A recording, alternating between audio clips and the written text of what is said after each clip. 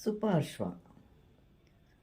ಸಂಪಾತಿಯನ್ನು ಜಾಂಬುವಂತನು ಸೀತೆಯು ಎಲ್ಲಿದ್ದಾಳೆ, ಅವಳನ್ನು ಯಾರು ನೋಡಿದ್ರು ಅಂತ ಕೇಳಿದಾಗ ಸಂಪಾತಿಯು ವಿಸ್ತಾರವಾಗಿ ಹೇಳ್ತಾನೆ. ನಾನು ಬಹಳ ಕಾಲದಿಂದ ಶಕ್ತಿಹೀನನಾಗಿದ್ದೇನೆ. ಸುಪಾರ್ಶ್ವನೆಂಬ ಹೆಸರಿನ ಪಕ್ಷಿ ಶ್ರೇಷ್ಠನು ನನ್ನ ಮಗನು. ಅವನು ಕಾಲಕಾಲಕ್ಕೆ ಆಹಾರವನ್ನು ತಂದುಕೊಡ್ತಾನೆ.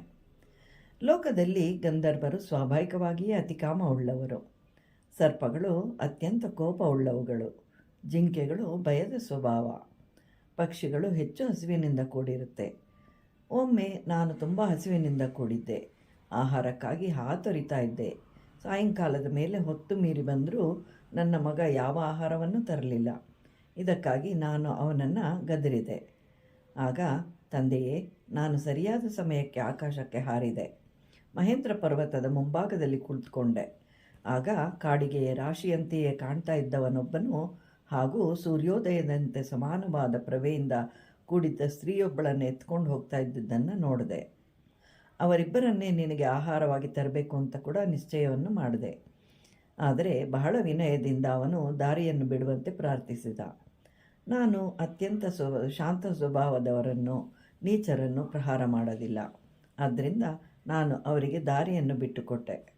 ನನ್ನ ಈ ಉದಾರತೆಗಾಗಿ ಆಕಾಶದಲ್ಲಿದ್ದಂತಹ ಪಕ್ಷಿಗಳೆಲ್ಲವೂ ನನ್ನನ್ನು ಬಹಳವಾಗಿ ಪ್ರಶಂಸಿಸಿದವು.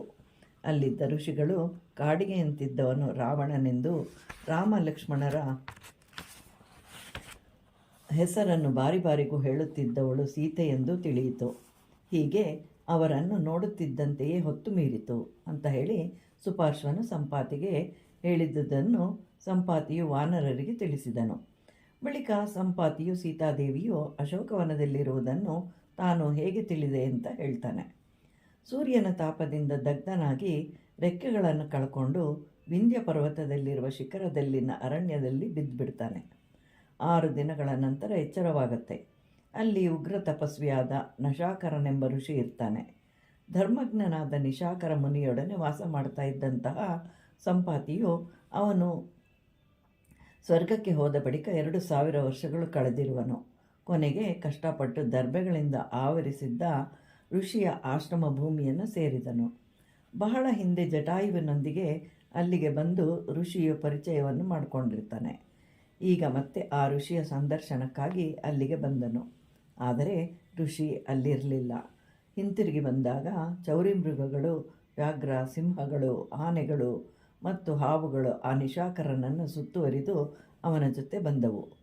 ಋಷಿಯು ಆಶ್ರಮ ಸೇರಿದೊಡನೆ ಹೊರಟು ಹೋದವು. ಋಷಿಯು ಸಂಪಾತಿಯನ್ನು ಕಂಡು ವಿಚಾರಿಸಿದನು. ಸಂಪಾತಿಯು ವಿಸ್ತಾರವಾಗಿ ತಮ್ಮನೊಂದಿಗೆ ಸೂರ್ಯನ ಬಳಿಗೆ ಹೋದದ್ದು, ರೆಕ್ಕೆಗಳನ್ನು ಕಳ್ಕೊಂಡಿದ್ದು ಎಲ್ಲವನ್ನು ವಿಸ್ತಾರವಾಗಿ ತಿಳಿಸ್ತಾನೆ. ರಾಜ್ಯದಿಂದಲೂ ತಮ್ಮನಿಂದಲೂ ರೆಕ್ಕೆಗಳಿಂದಲೂ ಮತ್ತು ಪರಾಕ್ರಮದಿಂದಲೂ ವಿಹೀನನಾಗಿದ್ದರಿಂದ ಪರ್ವತದ ಕೆಳಗೆ ಬೀಳಲು ನಿಶ್ಚಯಿಸಿರುವುದನ್ನು ತಿಳಿಸಿದಾಗ ನಿಶಾಕರ ಮುನಿಯು ಸ್ವಲ್ಪ ಹೊತ್ತು ಧ್ಯಾನದಲ್ಲಿದ್ದು ಅನಂತರ ಹೇಳ್ತಾನೆ. ಮುಂದೆ ನಿನ್ನಿಂದ ಮಹತ್ ಕಾರ್ಯವೊಂದು ಆಗಬೇಕಾಗಿದೆ. ರಾಮನೆಂಬ ರಾಜನು ತಂದೆಯಿಂದ ಆಜ್ಞಾಪಿಸಲ್ಪಟ್ಟು ಕಾಡಿಗೆ ಹೋಗ್ತಾನೆ.